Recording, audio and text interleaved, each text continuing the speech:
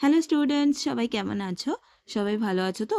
আজকে আমরা চলে এসেছি চতুর্থ শ্রেণী আমাদের পরিবেশ বিষয়, পরিবেশের উপাদান জীবজগৎ এর মধ্যে 4 নম্বর পৃষ্ঠা আমরা সবাই মিলে বাঁচব।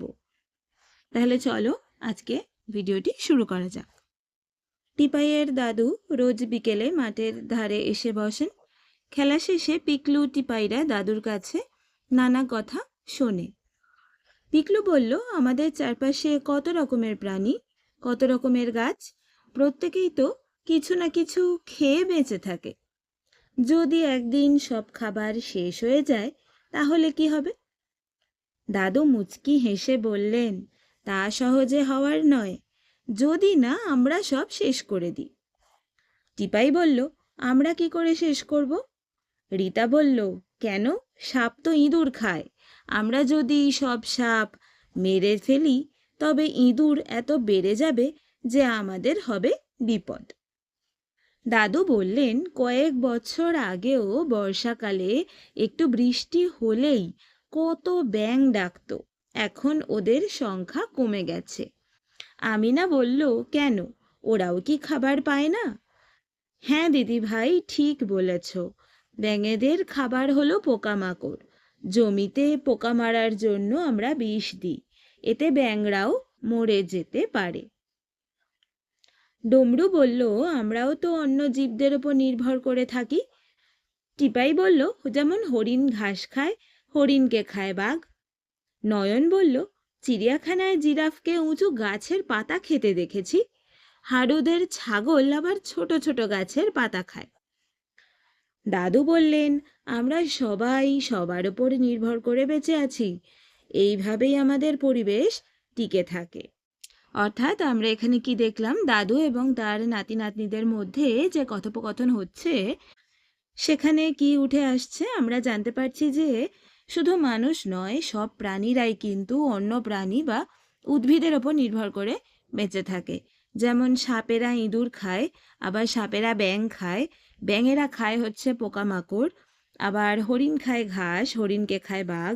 জিরাফরা যেমন বড় বড় গাছের পাতা খায়, তেমনি ছাগল আবার ছোট গাছের পাতা খায়।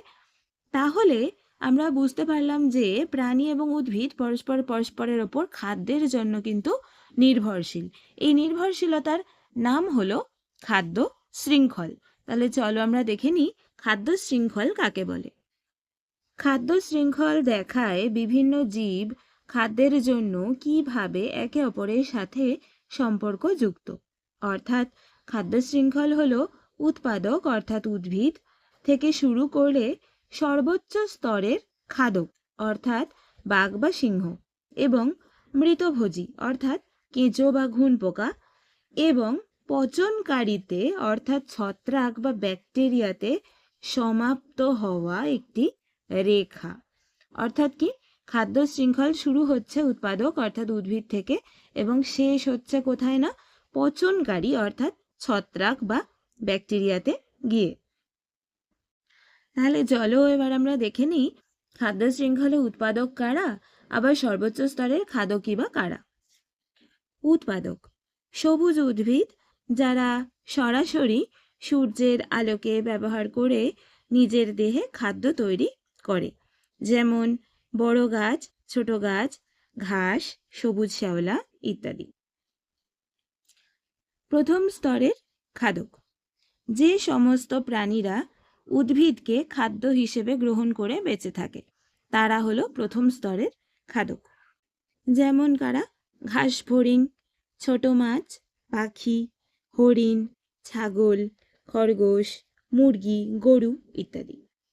দ্বিতীয় স্তরের খাদক যে সমস্ত প্রাণীরা প্রথম স্তরের খাদকদের খাদ্য হিসেবে গ্রহণ করে বেঁচে থাকে তারা হলো দ্বিতীয় স্তরের খাদক। যেমন মাছরাঙা, ঈগল, বিড়াল, শিয়াল, ভামবিড়াল, ভোঁদর, ব্যাঙ, কুকুর, বড় মাছ, মানুষও বটে ইত্যাদি এরা। এবার দেখে নিই তৃতীয় স্তরের খাদক যে সমস্ত প্রাণীরা প্রথম ও দ্বিতীয় স্তরের খাদকদের শিকার করে খাদ্য হিসেবে গ্রহণ করে বেঁচে থাকে তারা হলো তৃতীয় স্তরের খাদক, যেমন বাঘ, সিংহ, সাপ, বেজি ইত্যাদি। হাঙর, বড় তিমি এরাও বটে। সাধারণত তৃতীয় স্তরের খাদক এরাই হলো খাদ্য শৃঙ্খলের সর্বোচ্চ খাদক। এদের ওপরে আসে মৃতভোজী অর্থাৎ কেঁচো বা ঘুন পোকা, আর তার ওপরে আছে পচনকারী ছত্রাক বা ব্যাকটেরিয়া, যারা মৃতদেহকে পচিয়ে সেটাকে আবার প্রকৃতিতে ফিরিয়ে দেয় অর্থাৎ মাটির মধ্যে মিশিয়ে দেয়। এখানে দেখো একটা ছক দেওয়া আছে, সেটা আমরা খাদ্য শৃঙ্খলের ছক, এটা আমরা পূরণ করে নিই। তোমরা দলে আলোচনা করে নিচের ফাঁকা খোপগুলো ভরাট করো। তীর চিহ্ন হচ্ছে কে কাকে খায় তার নির্দেশ, মানে তীর চিহ্ন যেদিকে দেওয়া রয়েছে এখানে ঘাসকে খায় ঘাস ফড়িং, এরম ভাবে। তাহলে আমাদের এটা পূরণ করে নেওয়া আছে। দেখো প্রথম 1 নম্বর, ঘাস, ঘাসকে খায় ঘাস ফড়িং, ঘাস ফড়িংকে খায় ব্যাঙ, ব্যাঙকে খায় সাপ। 2, জলের শ্যাওলা, তাদেরকে খায় মাছ, আর মাছকে খায় মাছরাঙা। ঘাস পাতা, খরগোশ খায়, আর খরগোশকে খায় হলো শিয়াল। গাছের মূল, বন রুই, এরা গাছের মূল খায়, আর তোমরা শুকর লিখতে পারো। আর বন রুইকে খায় হলো শিয়াল, আর যদি এখানে শুকর লেখো তাকে খায় হবে বাঘ। গাছের পাতা, হরিণ খায়, ছাগল খায়, আরও অনেকেই খায়, জিরাফ হতে পারতো, আর তাদেরকে খায় হলো বাঘ। আর দেখো গাছের পাতা, হরিণ খায় গাছের পাতা, হরিণকে খায় বাঘ। আবার ছাগলও খায় গাছের পাতা, ছাগলকে আমরা মানুষেরা খাই, মানুষকে খায় বাঘ। গাছের কাণ্ড, হাতি গাছের কাণ্ড সহ মুড়িয়ে খায়।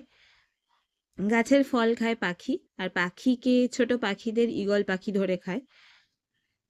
এখানে তোমরা বিড়ালও লিখতে পারো, পাখি বিড়ালও খায়, মানে বিড়ালও পাখিকে ধরে খায়। এখানে শিয়ালও হতে পারে। আজকের ভিডিওটি তোমাদের কেমন লাগলো? আশা করি ভালো লেগেছে। আশা করি ভিডিওটিতে তোমাদের অনেকটাই উপকার হবে।